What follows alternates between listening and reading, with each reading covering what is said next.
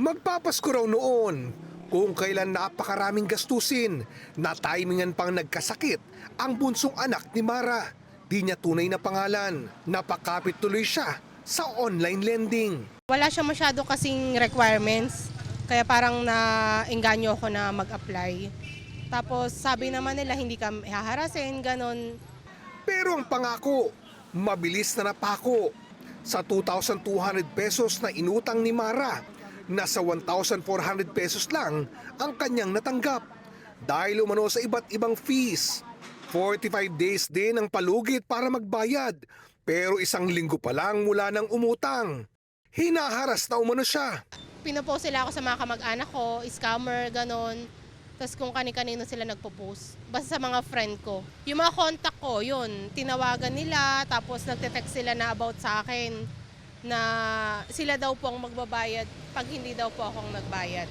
Matinding trauma daw ang inabot ni Mara hanggang sa hindi na raw siya makalabas ng bahay. Ayon sa Cybercrime Investigation and Coordinating Center o CICC, isa lang si Mara sa maraming Pilipinong nakaranas ng harassment mula sa inutangang online lending.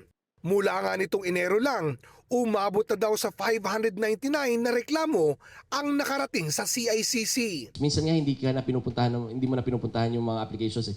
Hindi mo balak mangutang, magpa-pop up sa mga social media pages mo, sa mga sponsored sites. Tapos pag clinic mo na siya, nag-click ka ng amount, nangutang ka na pala. Hindi na sila nanghihingi ng mga credit card mo. Parang pag clinic mo, it authorizes you to share your Facebook details. Nakikipag-ugnayan na ang CICC sa iba't ibang ahensya ng gobyerno tulad ng NBI at PNP para mapanagot ang mga nasa likod nito.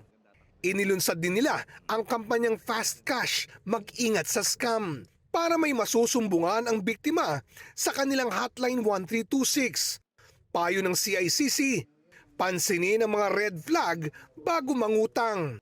Isa na ang ads na kapag klinik, dadalhin sa kanilang website salip na gawin ang transaksyon sa kanilang app. When you encounter this online lending mga scams na to, pinapadala kayo doon sa mga website. So those are the two differences. Parang kasi sa mga apps, vetted na rin to ng mga app stores, ng mga platforms na yan.